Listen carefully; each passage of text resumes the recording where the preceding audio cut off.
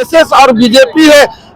91-92 में लाल कृष्ण आडवाणी जी रथ यात्रा लेके निकले, ये आपको पता होगा। 40 से 50 शहर में दंगा हुआ, कितने लोग मारे गए, हजारों करोड़ों अरबों रुपए का नुकसान हुआ। तो ये दंगा फसाद कौन कर?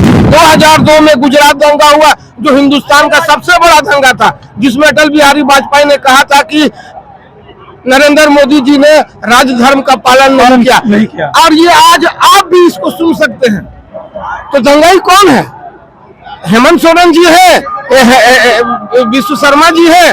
और चूंकि ये लोग बाहर से एडप्ट किए गए हैं, हाँ। ये असम से आए हुए हैं, तो चौहान जी कहीं और से आए हुए।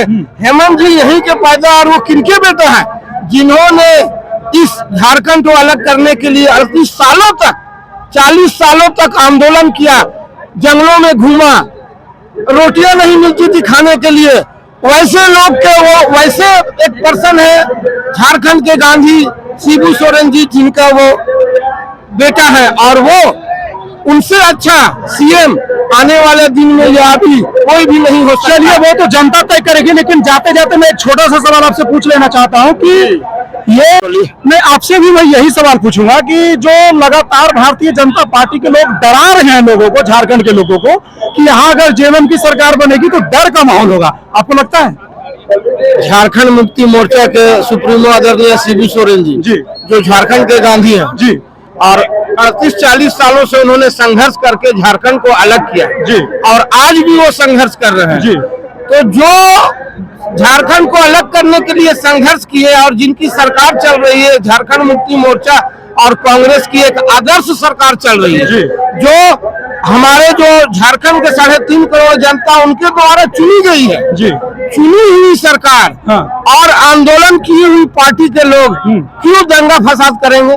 झारखंड एक बहुत ही बहुल्य और बहुत ही कीमती प्रदेश है जी। यहाँ से जो हमारा खनिज पदार्थ निकलता है, अगर उसकी रॉयल्टी अगर केंद्र सरकार दे दे तो झारखंड में एक भी व्यक्ति गरीब नहीं रहेगा, एक भी व्यक्ति बाहर पलायन नहीं करेगा। क्या मैं गलत कह रहा हूँ? जिसकी बात हेमंत जी लगातार अपने भाषण में कर भी रहे हैं। जी हाँ, कर रहे हैं। और हमारा हजारों लाखों करोड़ जो बकाया है, जिससे आम जनता का जो है ना सुविधा का सारे काम होते हैं, आवास, बिजली, पानी, सड़क, उन पैसे को आदरणीय नरेंद्र मोदी जी रोक के रखे हुए। तो क्या वो मिलना चाहिए? वो पैसा, अरे भाई, जो सभी स्टेट को जितना रुपया मिलना है वो मिल रहा है, तो झारखंड को क्यों नहीं मिल रहा? क्यों नहीं दे रहे हैं? हाँ, कि शर्मा जी कहते हैं कि यहाँ दंगा होगा, फसाद होगा। पहले आप जाके असम को तो संभालिए, वहाँ आप हिंदू बीजेपी है। 91-92 में लाल कृष्ण आडवाणी जी रथ यात्रा लेके निकले, ये आपको पता होगा। 40 से 50 शहर में दंगा हुआ, कितने लोग मारे गए, हजारों करोड़ों अरबों रुपए का नुकसान हुआ। तो ये दंगा फसाद कौन कर? 2002 में गुजरात दंगा हुआ, जो हिंदुस्तान का सबसे बड़ा दंगा था, जिसमें अटल बिहारी वाजपेयी ने कहा था कि नरेंद्र मोदी जी ने राजधर्म का पालन नहीं किया। और ये आज आप भी इसको सुन सकते हैं। तो दंगाई कौन है?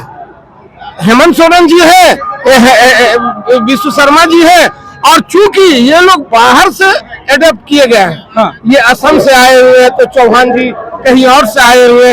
हेमंत जी यहीं के पैदा, और वो किनके बेटा है, जिन्होंने इस झारखंड को अलग करने के लिए 38 सालों तक, 40 सालों तक आंदोलन किया, जंगलों में घूमा, रोटियां नहीं मिलती थी खाने के लिए।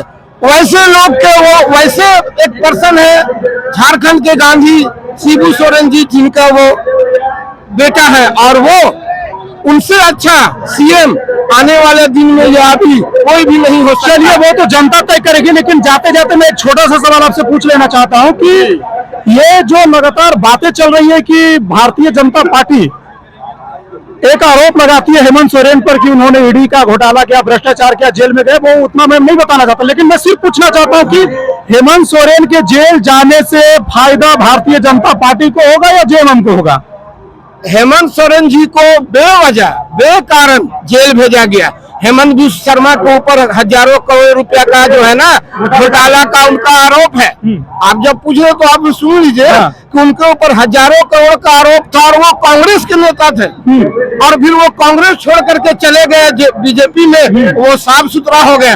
और हेमंत जी पर कोई आरोप नहीं है, अभी वो जेल गए थे बिना, उनका बेल क्यों हो गया?